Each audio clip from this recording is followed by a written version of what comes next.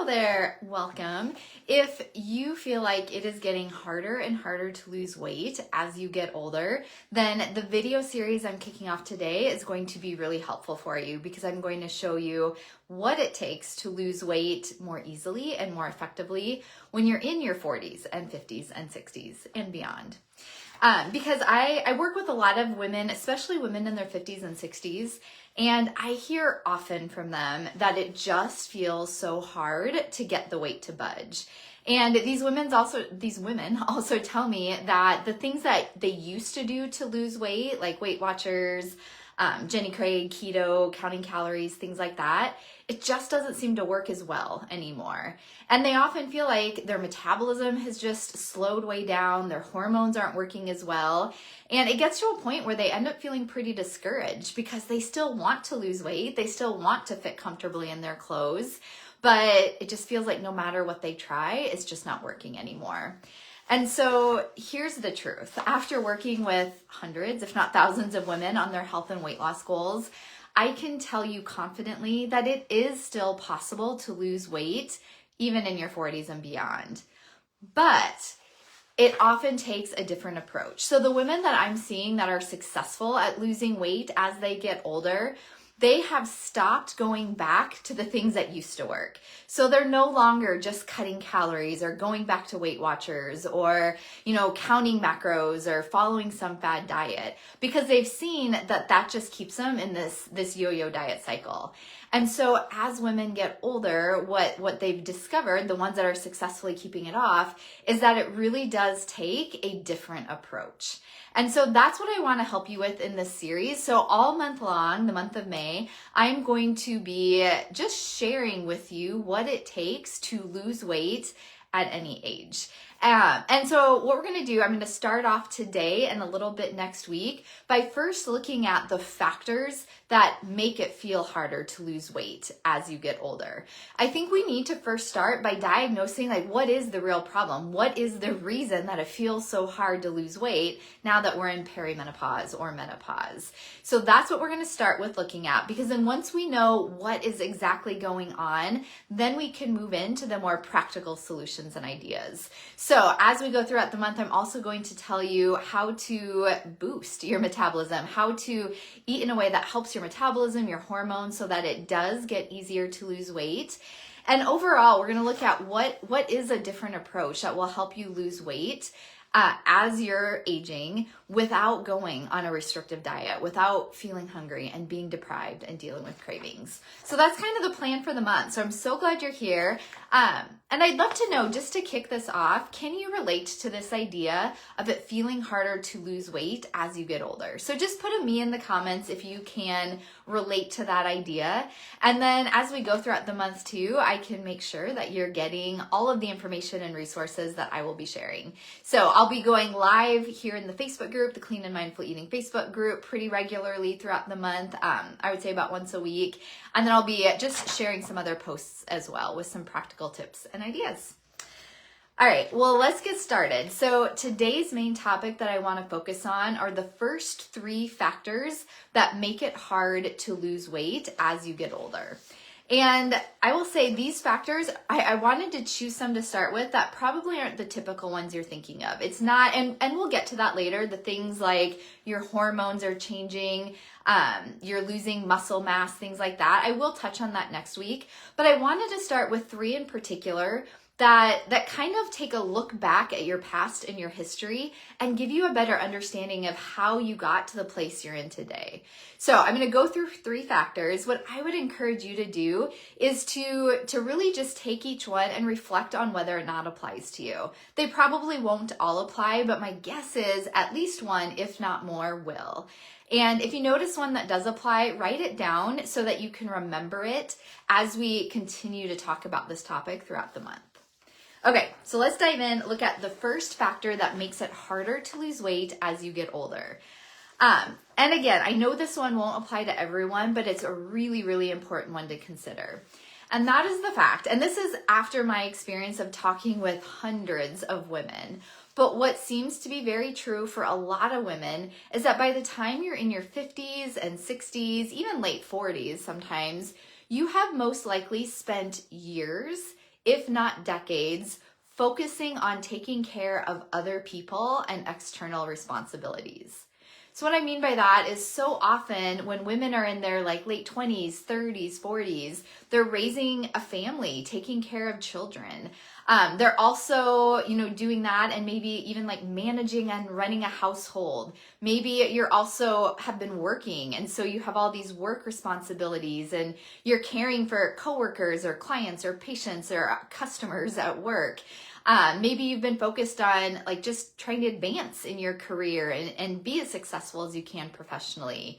And then maybe there's also been church responsibilities or other community responsibilities. So take a moment and just consider like the last 5, 10, 15, 20 years of your life, what has a lot of your time and energy and attention been focused on? For so many women, we focus a lot of our energy on taking care of other people, family, friends, coworkers, work, job, like all of those things. And as a result, here's where the issue comes in, the current struggle comes in, is that because we are giving so much to everyone else, it can be really easy to neglect our own health and well-being, or we kind of put it on the back burner. We end up eating like quick, convenient foods because we just don't have the time or energy to cook healthy meals. We end up, at sedentary desk jobs sometimes where you're just not as active as you would like to be, or you just don't have the energy or the time to fit in exercise or self-care activities. And so here's why this matters. Here's why it's so important. If you think about it, if you've spent the last 5, 10, 20 years focused on other people and putting your own health and well-being on the back burner, that takes a toll on your body. And so what happens is like now we're at this stage where we kind of have neglected our health and well-being. We've neglected maintaining and caring for our bodies. And so as we've aged, like more things break down, and things break down a little bit faster when we've been neglecting that area of our life. As I was kind of thinking about this, I thought about an analogy. Because my husband and I, we are people where we buy a car and we keep that car for a long time. So the current cars we have, I think we've had for, 8, 9 years. The car before that, we each had a car that we probably had close to 15 years. And so because we keep our cars for a long time, we are pretty conscientious about taking care of it. We are getting the oil changes regularly. We do other routine maintenance. We're washing the cars in the winter to prevent salt from creating rust. We, are cleaning out the cars. We're not leaving food and messes in the car, because we know we want to take care of that car and maintain it so that when it's 10, 12, 15 years old, it's still running as good as possible and looks okay too. And so, you think about it, like as a car ages, like it still starts to break down with time, but it doesn't break down as quickly. And so I think when we think about our health and our weight and our bodies, the same thing is true. If we are so focused during, a couple decades of our life on caring for other people, like our body just breaks down a little bit faster than it would otherwise. Things start to not work as well, to kind of fall apart a little bit more. And so what this means is, first of all, like I'm not here as like a doomsday report, but the good news is that our bodies are so resilient and we can do a lot to repair our health, our metabolism, our hormones. There's a lot that we can do to turn the ship around. But what we need to realize is that it took years, not just a couple years of overeating, but years of not caring for our health and our bodies, maybe a decade or more. And so it is going to take time to rebuild that foundational level of health so that the weight will come off. And so I think that's the first factor that's just really important to understand, is just consider, and again, this may not apply to you, this won't apply to everyone, but it does apply to a lot of the women I work with, that if you have been in that season of life focused more on others than yourself, then it may take a little bit of time and some repair work to get your body functioning really well again so that the weight comes off more easily. So hope that makes sense. Will you type a number 1 in the comment if you can relate to this first factor? If you can see how maybe this is something that's making it harder to lose weight now. Because like I said, like it takes a lot of, our bodies need to be functioning well to be able to lose weight. And with time, that can dwindle. Okay, so that's number one. The second factor that can make it harder to lose weight as you age is the damage caused by restrictive dieting, eating fluctuations, and undereating. So here's what I mean by this. And so again, just consider if this applies to you or not. But a lot of the women I work with, they have this history of years, again, maybe even decades of yo-yo dieting. So there are periods of time where they're overeating and, just eating too much and eating, unhealthy junk foods. And then all of a sudden they go on these restrictive diets where they're drastically cutting their calories, 1,200 or 1,000, 800, like not very many calories. So they're going from overeating to restricting a lot and doing that quickly. Or sometimes it's just going on these restrictive diets where they're like cutting out big food groups or being really restrictive with certain macronutrients. And so here's the issue with this. There's a few issues, but the first issue is that maybe you've heard the term homeostasis, but our bodies like to be in a state of homeostasis. They like things to be stable and consistent.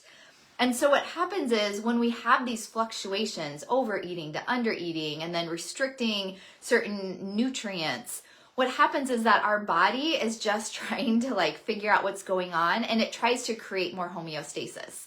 So what happens is, especially when we start undereating, then our body's going to compensate by kind of shutting some things down or modifying certain things. So your adrenal glands, your thyroid, your metabolism, your sex hormones, all of those can be modified and slowed down a bit so that your body doesn't need as much energy. And so this restrictive diet pattern, kind of the going back and forth, really does wreak a little bit of havoc on our body, on our metabolism, and because our bodies, they're just trying to maintain this stable set point, and it's hard to do that when we're constantly going up and down. And I have that history too. I spent about 5 years or so doing restrictive dieting. So that can really play an impact on our current situation because maybe our metabolism is a little bit slower because of that. Or the other issue that happens here is, especially when we're doing restrictive dieting or a lot of just standard American diet, we become very deficient in a lot of the nutrients our body needs to function. So we can become deficient in different vitamins and minerals, in different, things like protein is a huge area of deficiency for a lot of people, different enzymes and amino acids, just all of the nutrients we need. And so if for years we've been eating a lot of sugar, fast food, processed food, and then also just restricting what we're eating at different times, that creates a situation right now where our body's just deficient in a lot of the nutrients that we need, essential nutrients that we need to be healthy, that we need to have good energy, that we need for our hormones to be functioning optimally, that we need for our metabolism to be supported. And so when we're deficient in a lot of nutrients, then again, it kind of we're starting behind the starting line is kind of what I'm trying to say.